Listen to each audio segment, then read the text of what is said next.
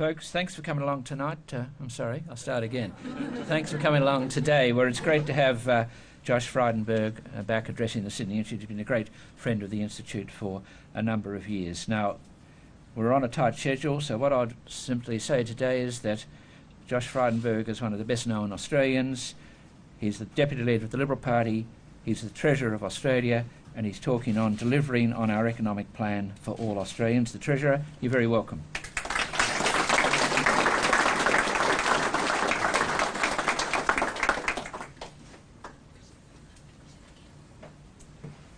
Well, thanks very much, Gerard, and to you and to Anne, congratulations on the incredible work you do in promoting the debate about ideas in the community. Debate about economic ideas, debate about national security ideas, about the social dividend, about some of the cultural issues that are top of mind for many people across the community. So it's a great delight to be here to talk to you. The title of my address is Creating Opportunity and Encouraging Aspiration, the key to a growing economy and a stronger Australia. Aussie rules. What Australia can teach the world. Screamed the headline of The Economist last November. An in-depth analysis of the Australian economy and our 27 years of uninterrupted growth. A growth story with which both sides of politics have contributed to.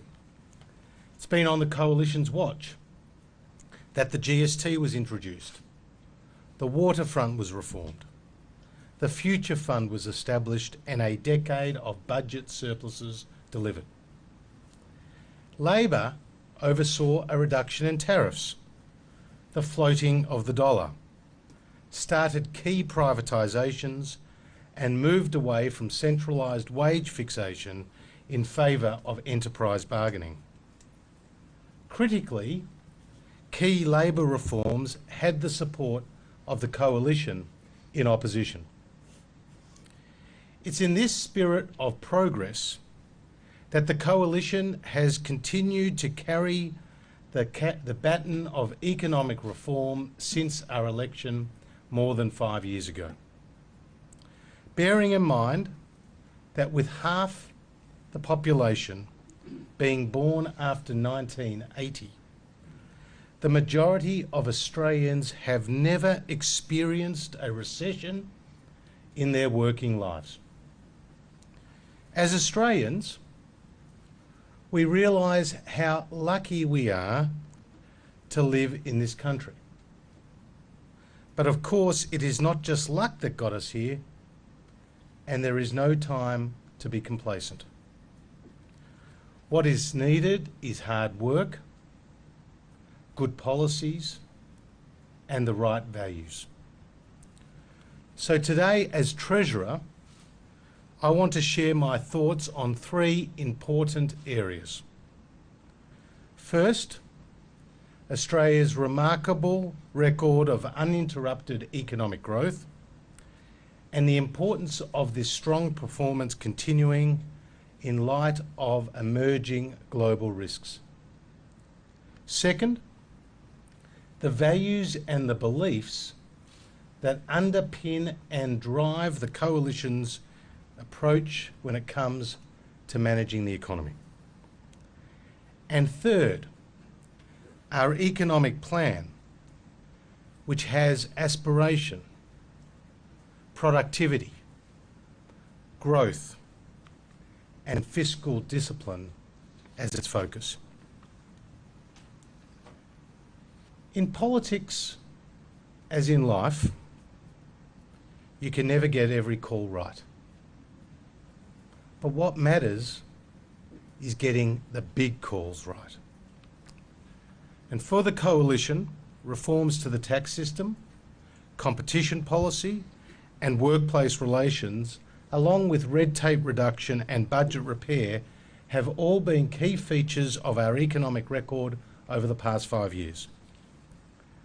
But one of the most significant for the long-term benefit of the country has been our achievements in trade. In 1991, Australia had only one free trade agreement. It was with New Zealand. Today, we have 11 and counting. When we came to government, Australia's free trade agreements covered around a quarter of our total two-way trade. Today, that is a remarkable 70% and will rise to 88% when current negotiations are completed. We have secured agreements with our biggest regional partners, China, Japan and Korea, who between them account for around half of our exports worth more than $175 billion a year. And more recently, the 11-nation Trans-Pacific Partnership was finalised, and I want to pay credit to Malcolm Turnbull for his work there. Global growth is being driven out of the emerging markets of Asia and the region's rising middle class, which is estimated to grow to 3 billion people by 2030. The centre of global economic activity has never been closer, leading some to observe that the tyranny of distance has become the power of proximity. This is good news for the economy as a whole, with 1 in 5 Australian jobs now related to trade. Whether it's the lobster fisherman in Geraldton, the winemaker in the Barossa, the apple farmer in the Derwent Valley, the biotechnology firm in Rockhampton, the precision engineer outside of Melbourne, or the fund manager here in Sydney, they are all winners from the trade agreements that the Coalition has concluded. But it's important to recognise that these trade agreements just don't fall into one's lap. You have to believe in them and the opportunities that they will create, often staring down vested interests who seek to weaken your resolve. It's no secret that our political opponents equivocated over the China FTA, gave up on the Trans-Pacific Partnership, saying it was, quote, dead in the water, and they are now threatening to open up settled agreements and outsource negotiations at the behest of the unions. It's through our commitment to free trade, together with our other policy reforms, that sees the Australian economy in better shape compared to that of which we inherited. Growing faster than any G7 country except the United States, Australia's GDP growth is 2.8%, compared to 2.1% when we came to power. Over 1.2 million new jobs have been created, driving unemployment down to 5.1% compared to 5.7% when Labor was last in office. More importantly, more than half of the 1.2 million jobs that have been created have been filled by women, with a record number of females now in the workforce. They are being joined by greater numbers of young people, with over 100,000 young people getting a job over the last year, which is the highest number on record. Annual average growth in government spending has been reduced to 1.9%, which is the lowest level of any government in 50 years, and half of what it was under Labor. Spending restraint and good economic management are making possible a return to surplus and an end to the decade of deficits. In the words of Standard & Poor's, the government has been recognised for its fiscal prudence and its better budget performance. As MyEFO indicated, the cumulative surpluses over the next 4 years will be just over $30 billion. with surpluses rising to 1% of GDP by 25-26. Net debt as a percentage of GDP will fall from around 18% today to 1.5% over the medium term. This is important because, as the Reserve Bank Deputy Governor Guy Debelle has said, in terms of government, public debt is sustainable until it is not. The strength of the economy is not only helping us deliver record spending on the essential services that people need without increasing taxes, but provides the flexibility and the resilience to respond to challenges as they arise.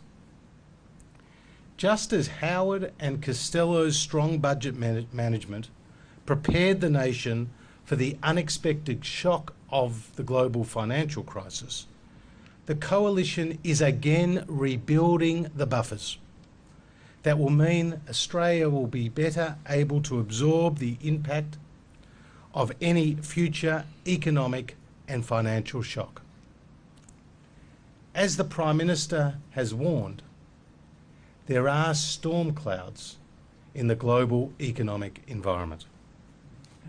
Persistent trade tensions, high global debt levels, and a contraction in growth in several key economies has changed the global outlook. The German and the Japanese economies recorded negative growth in the September quarter, while China has seen its growth slow through the year to its lowest level since 2009. Overnight, the International Monetary Fund has updated its forecasts, downgrading global growth from 3.7% to 3.5%, noting that the global expansion is weakening at a rate somewhat faster than expected, and saying that risks to a more significant downward correction are rising as investor sentiment has deteriorated, assets have been repriced, and debt burdens have increased.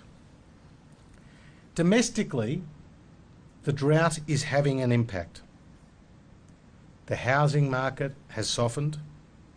There are signs that credit growth is being constrained, and the pickup in wages growth remains gradual. While the Reserve Bank of Australia, in its most recent monetary statement in December, said that the Australian economy is performing well, they did point to some uncertainty in the outlook for household consumption. This is where confidence in the housing market is absolutely key. Economists and credit rating agencies have raised the potential adverse impacts to the economy that would flow from a hard landing in the housing market. While regulatory interventions to date have put the housing market, in the words of Governor Lowe, on a more sustainable footing, what the economy can ill afford right now are punitive tax policies that will hurt both supply and demand and are completely inappropriate for the current environment.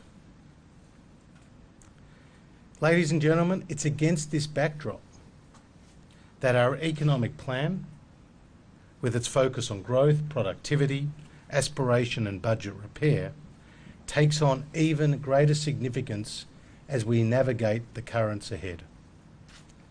Our values are key. Encouraging the individual and their enterprise. Upholding personal responsibility.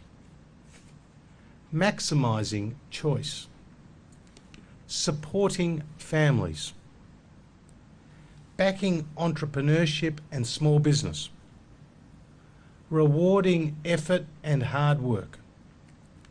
Upholding the rule of law, and ensuring that the safety net is there, underpinned by a sense of decency and fairness. These are the values that go to the heart of what the Liberal and National parties are all about. These values are as relevant today as they were when Sir Robert Menzies founded the Liberal Party more than 70 years ago. They are in our DNA. They define our national purpose. And they are why people join the Liberal Party, and they are why people run for office. These values underpin our core beliefs that the invisible hand of capitalism delivers far more than the dead hand of socialism. That government is not the solution to every problem. That fairness is achieved through the equality of opportunity, not the equality of outcomes. That government has no money of its own, that it's the people's money, and that for every dollar of tax means there's less a dollar that people can keep in their pocket as a reward for their effort and hard work. That we as a nation should be optimistic and outward-looking, confident in the knowledge that our people are our greatest competitive advantage. That communities work from the ground up, not the top down. That intergenerational equity requires fiscal discipline, as the next generation should not pick up the tab for the last. And that people should be encouraged to be self-reliant, but be absolutely assured that the safety net will be there if they need it. These values and core beliefs are reflected in our economic policies and drive our economic plan. Our plan recognises that the private sector employs around 9 out of every 10 working Australians. And we are focused on making sure that businesses stay competitive, that they keep investing, and that they continue to hire more workers. This is the pathway to wealth creation. This is the pathway to job creation. This is the pathway to reducing inequality, and this is the pathway to higher wages. And it can only be achieved by boosting productivity through lower taxes, targeted spending, flexible labour markets, significant infrastructure investments, and opening up new markets here and abroad. This is all about expanding our productive capacity so that as an economy we can grow the pie, providing a better future for all Australians. Our plan, which is working and is being rolled out over the medium term, will deliver legislated tax relief for 10 million Australians, which will see a whole tax bracket abolished, and 94% of people in Australia who are working paying no more than 32.5 cents in the dollar. It will deliver fast-tracked legislated tax relief for 3.3 million small and medium-sized businesses, employing around 7 million people, and providing an instant asset write-off, encouraging them to invest in their business. Once-in-a-generation reforms we are delivering to the distribution of the GST, creating more equitable and sustainable outcomes for all states and territories and all Australians. We are delivering increased access to finance for small businesses with a new $2 billion securitisation fund, while cutting around $6 billion in red tape and ensuring that small businesses get paid on time and are not used as a bank by big business. We're enhancing productivity, competition, and competitiveness in the construction sector, with the reinstatement of the Australian Building Construction Commission and the establishment of the Registered Organisation Commission as a cop on the beat to maintain the rule of law. We are funding over 500 infrastructure projects with a record $75 billion in infrastructure investment, including a second airport for Sydney after 50 years of indecision, the Melbourne Airport Rail Link, the Inland Rail, upgrades to the Bruce Highway in Queensland, the Metronet project in Perth, road corridor projects in Adelaide, and bridge replacement projects in Tasmania. A $1 billion urban congestion fund to reduce the average commute times and ease the burden on our public transport system as our population grows and the cost of congestion in our capital cities is estimated to double between now and 2030. An unprecedented $200 billion investment in the defence industry, promoting advanced manufacturing and creating jobs in every corner of the country. A better deal for energy consumers by removing the ability of networks to game the system, simplifying retail offers, underwriting new generation, and expanding the iconic Snowy Hydro project with the largest renewable energy storage project in the Southern Hemisphere. Strengthening the rules that apply to multinationals, bringing $7 billion of additional sales into the Australian tax net each year.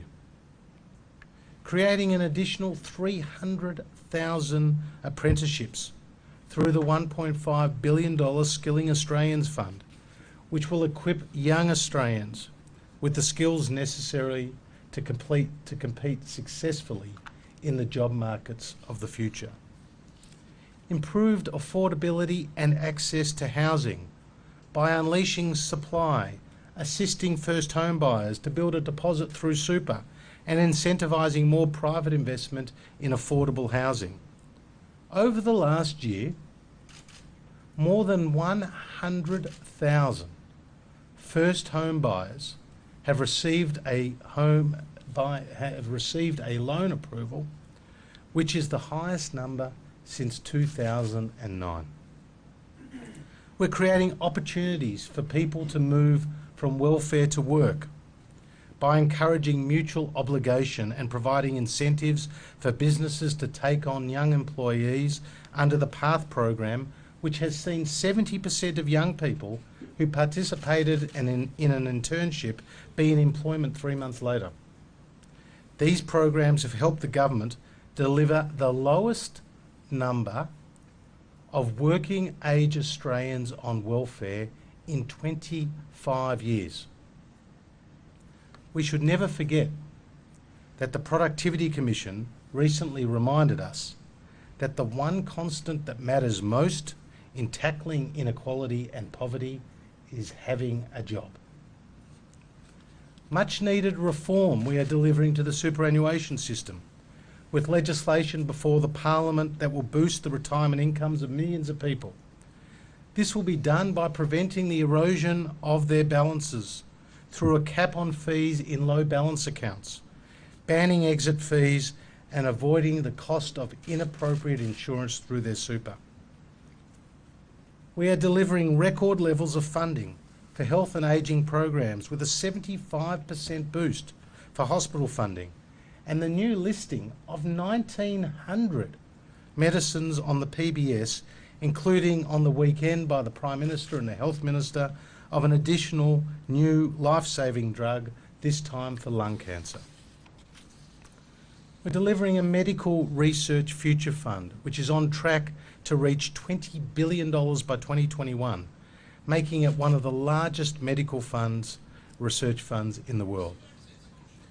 We're delivering choice in education with our $300 billion school funding package, which will see student per funding increase by more than 60% over the decade. Ladies and gentlemen, all of these initiatives and more are being delivered through fiscal discipline while returning the budget to surplus. Importantly, this is being done with a tax to GDP speed limit that ensures we live within our means, but which the Labor Party now says serves no useful purpose. In addition to continuing to roll out these initiatives across the economy, the government will soon receive the final report from the Hayne Royal Commission. This follows the recent release of the Productivity Commission's landmark inquiry into the efficiency and the competitiveness of Australia's $2.7 trillion superannuation system. Central to the government's thinking in responding to these reports will be restoring trust in our financial system by delivering better consumer outcomes, including for those preparing for or already in retirement. This requires a culture of compliance and accountability, regulators that are fit for purpose, and an acknowledgement by the sector that people must be put before profits. All of this must be achieved without inadvertently strengthening the position of incumbents or unduly restricting the flow of credit or other vital financial services that Australians need and the economy relies on. In his interim report, Commissioner Hayne makes the telling observation, and I quote, "Much more often than not, the conduct now condemned was contrary to the law." He makes clear that the behaviour was poor and misconduct, when revealed, was insufficiently punished or not punished at all. This raises the issue as to whether new laws are required or whether existing laws simply need to be better enforced. Simplification may be, according to the Commissioner, a better route than adding, quote, an extra layer of legal complexity to an already complex regulatory regime. After 3 years of painstaking work, the Productivity Commission's report into superannuation has provided some compelling insights into how the current system is failing the interests of all members.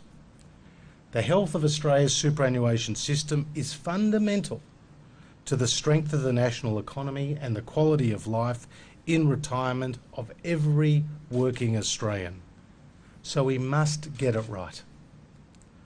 Calling out, and this is their words, the anachronistic design flaw at the heart of the system, with default funds a product of our industrial relations system. The Productivity Commission says current arrangements give rise to an unlucky lottery for members. With a series of changes, including more aggressively weeding out underperforming funds, the establishment of an independent expert panel to select the best in show, a short list, and the decoupling of default fund selections from the industrial relations system, the Productivity Commission finds that members could be $3.8 billion a year better off. For somebody entering the workforce, this could mean more than $500,000 additional to them in retirement, which is about double what their retirement balance may otherwise be. Unlike our political opponents, our response will be focused on only one thing: the interest of the members. With our economic plan working and a whole series of significant reforms underway, there is, ladies and gentlemen, no room for complacency. The International Monetary Fund has provided a timely reminder of what could be around the corner for the global economy.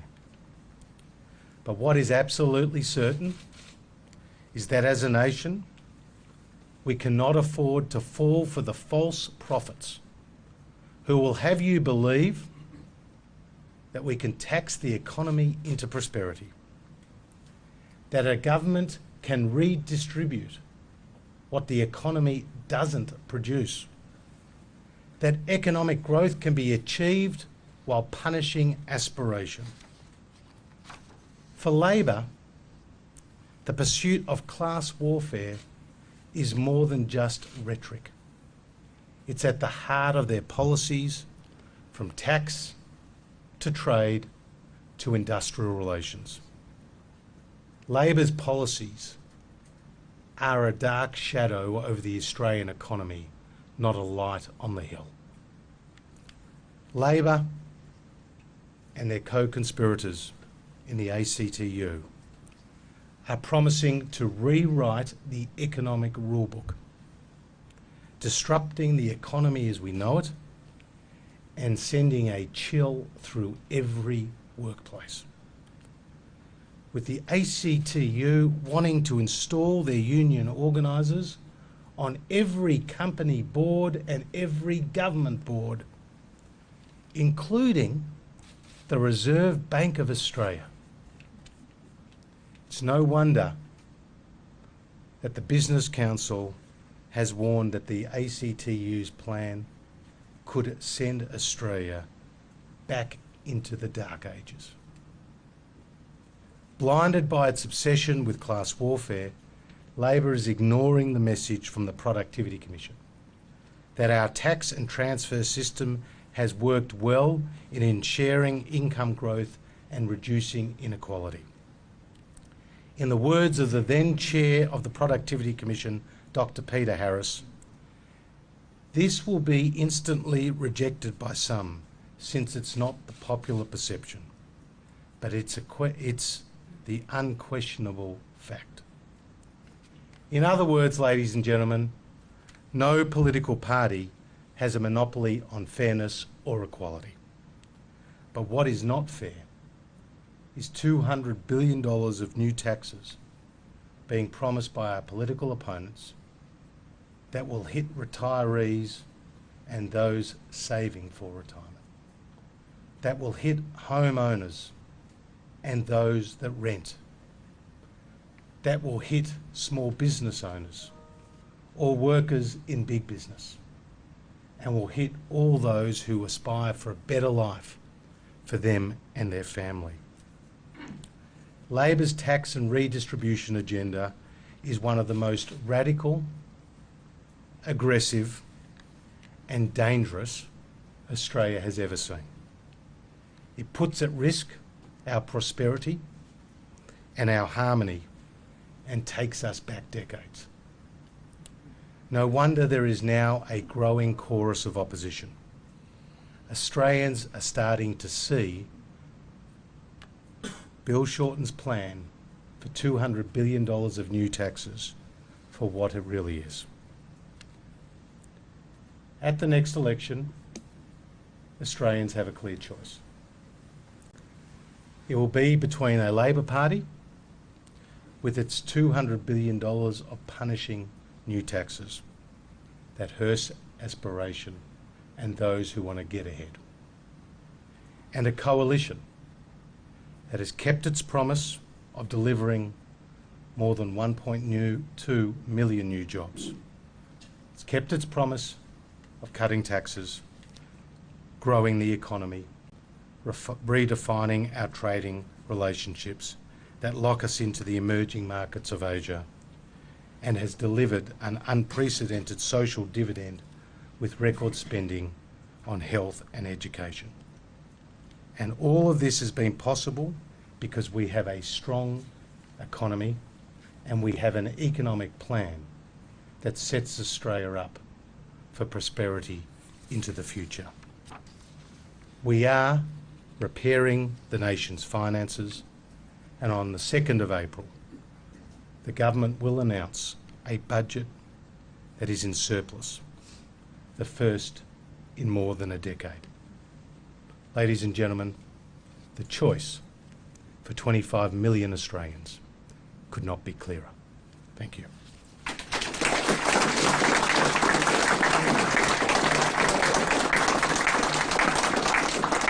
So many thanks to the Treasurer, and thanks to all of you coming out at 11 o'clock on a weekday. It's great to have you all here. Now we'll go to questions and discussion. We'll finish at the top of the hour, so we've got a bit over 15 minutes, and Anne's got a microphone down there and I've got a microphone down here. Can I just lead off the clear, now come back, the clear message of your talk economic message, as you know, is the high level of employment and the low level of unemployment, and they sort of go together. But and you've also spoken about economic headwinds. So to what extent are you confident that the high level of employment and the low level of unemployment can be maintained through what looks like being a more difficult year than last year?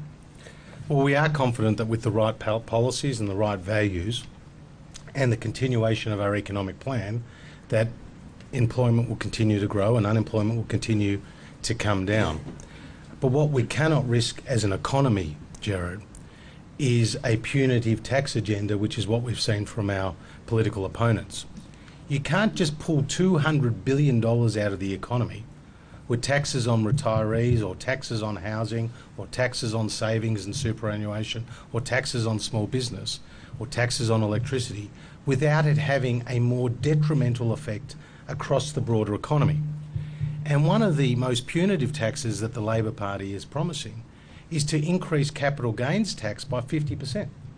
Now that will see Australia have one of the highest capital gains tax in the world, higher than the UK, higher than the United States, higher than Canada, higher than New Zealand. And people who are making capital gains are actually making investments and taking on personal risk. They're entrepreneurs. And the Labor Party want to suck that aspiration and entrepreneurship out of the economy by taxing them more. And you don't have to take my word for it about the detrimental impact it will have on the economy. The Centre for International Economics did a study which found that it will be a multi-billion-dollar hit to the economy, that it will hurt real wages, and it'll actually reduce the money flowing to the states in the form of lower GST payments. And so this is the flow-on effect or the ripple effect of the impact of having higher taxes. Higher taxes are not just revenue grabs. They actually suppress economic activity. And so the people who pay the price of higher taxes are not just the ones who are being taxed. The people who pay the price for higher taxes is everyone across the economy. And that is what will happen as a result of Labor's high taxing agenda. Thank you very much, Treasurer. You mentioned the values that attract so many people to the coalition. How do you then explain the loss of so many members recently, so many MPs, and the possible fear of a mass exodus? Well, in terms of, if you're alluding to the recent retirement of my colleague, that was a hard decision and a personal decision by her, and completely understand it and support it. But let's not forget that on the Labor side, they had the retirements of Jenny Macklin, the retirements of Kate Ellis, they were retirements of Tim Hammond, and it was suddenly okay for them to retire because of personal family reasons. But then when one, our side of politics has one retirement, then they go on the offensive. They've completely misread the mood of the community with that. I mean, Sally McManus, as the head of the ACTU, somebody who has said publicly it's okay to break the law, has gone on and said that Kelly O'Dwyer threw in the towel and went very personal. It's actually a time to support people who have made those decisions and not use it to divide and for political opportunism. Thank you. In the last election, our previous Prime Minister talked about the importance of jobs and growth, and we see how that's been delivered. But he saw the core of that being innovation. Now, I'd note that you didn't mention the word once in your speech. Does that mean that innovation is no longer important, or is it somehow on the back burner? Or is it no longer politically, no longer ability to sell that word? Well, innovation, and I'm happy to say it, is a really important driver of economic growth and opportunity, and we encourage it. We encourage it through a series of initiatives, and one of them I did mention in the speech, for example, was the instant asset write-off, which is allowing businesses to invest in their business. We encourage innovation and entrepreneurship, particularly with startup companies, by recently announcing a broadening of the employee share ownership schemes, so that when companies are starting up, they may not have the cash flow to pay the high wages that attracting good staff requires, so that they give them a stake in the business, and that is a way of leveraging their involvement. So we're doing that.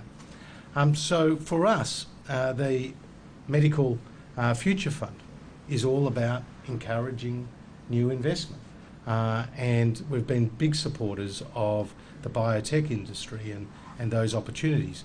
If you look at energy, and obviously I wore a former hat as the energy minister, incredible innovation that we've seen in the energy market. Obviously new forms of generation, and particularly renewables, but also a decentralisation in energy production, whereas previously everyone was on the grid. Now people are at home. Now people have what are called peer-to-peer trading of their energy, of their energy production, and you're seeing a whole series of new technology under the so-called remit of what is called the Internet of Things. So I think that innovation is absolutely key to the economy. We're investing in it, and it's really characterised through a series of our policies.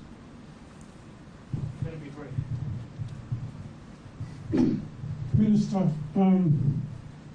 I respect your ability and your hard work, and thank you for an excellent presentation. But, and it's a big but, given the media are often left-wing and biased, given the union movement already gearing up for a massive information campaign, misinformation maybe, and given the destructive force of Get Up, how do you ensure that your message gets across to all Australians? Well, I think if you talk about the message about the economy and the strength of the economy and the headwinds that we're now starting to confront, I think that message is getting out there. And it's important that we also understand that the lived experience for a lot of people, with gradual wages growth or with energy prices that have been higher than they should be, has also, and the impact of the drought, these things have actually impacted on many people in our community, and so we're very understanding of that.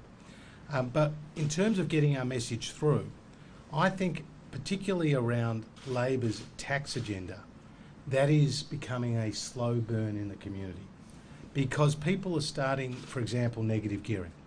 People are starting to recognise that when the Labor Party concocted that policy, housing prices were going up. But now, over 12 consecutive months, housing prices have come down. And this is exactly the wrong time for that policy. And it was Wayne Swan himself, when he was Treasurer, who said it would be, quote, economically disastrous to touch negative gearing.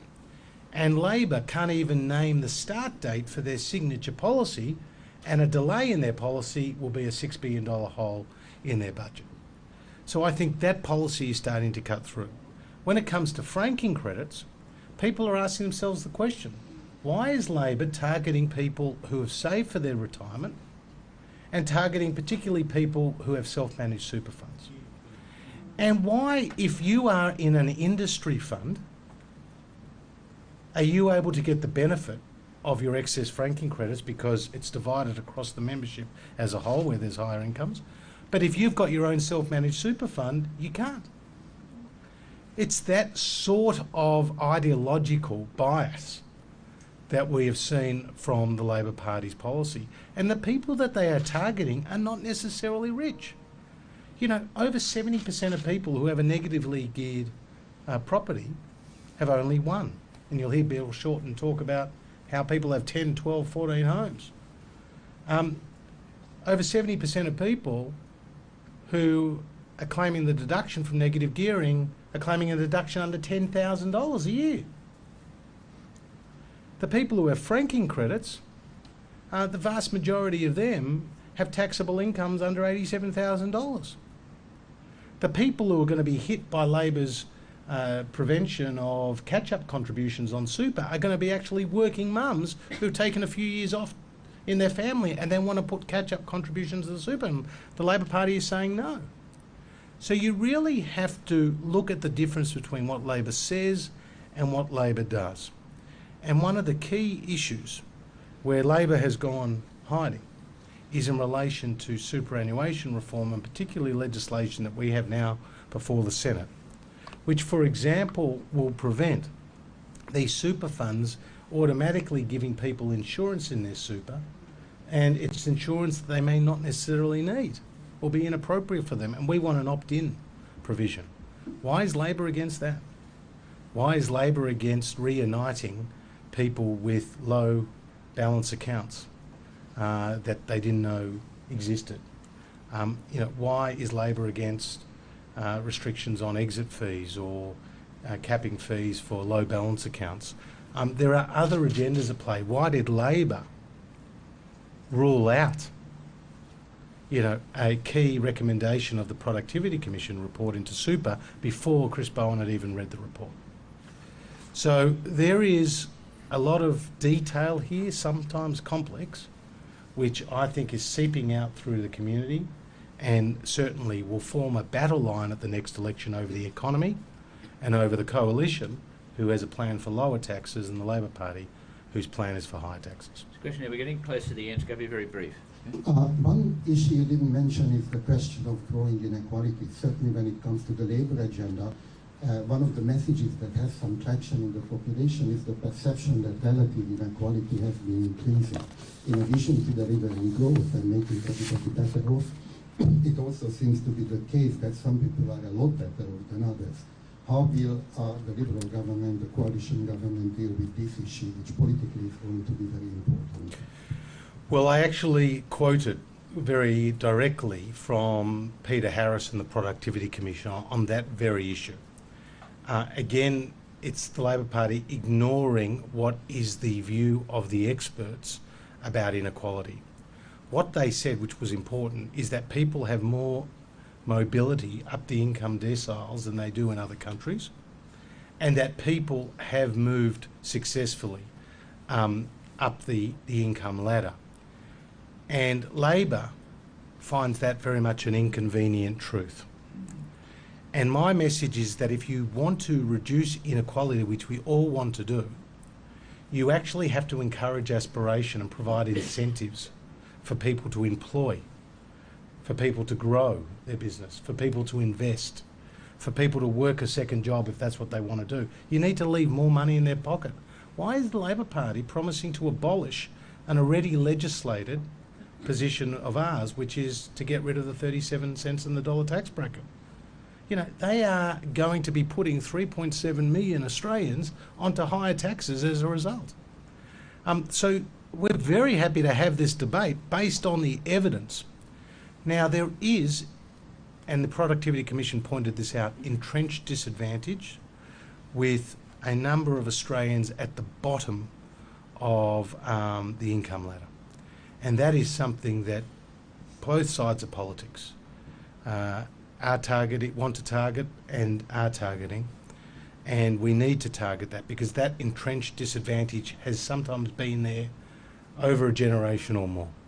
And this is something that we are very conscious of and focused on. Final question is this your budget address, or have we got some surprises for us? Well, it's not my budget address, of course. But look, there is obviously a very important economic statement which will be delivered on April the 2nd, which is the budget, Gerard. And I'm very fortunate to have a Prime Minister and a leader of our party who was the Treasurer and whose fingerprints are all over the success of the economy that we have delivered and are continuing to deliver. So we have a series of policies which he can take a lot of credit for, and Prime Ministers before them on the coalition side can take credit for, but there is much more work to be done. There's much more work to be done because of the headwinds we face, because of the population that is growing, because of the ageing of the population, the challenges that creates. But all Australians need to know that there is that clear choice at the election. The choice is between a coalition that has delivered lower taxes, more jobs, and a Labor Party which will only deliver higher taxes and less jobs. Thank you. Many thanks. There are a lot of people here. I'll be brief. I'm sorry we couldn't take all the questions and comments, but I did as many as we could, and I just want to say briefly thank you. I know the Treasurer's worked hard right through December and into January. He's been around the media a lot, and it's great that he could find time to come to the Institute. A very busy person, and spending time with us today for such an important speech, which I know you've obviously put a lot of work into this speech, as we all can feel. So we're very grateful you came here today. We'll have you back in the future, of course, but for today, congratulations and good luck.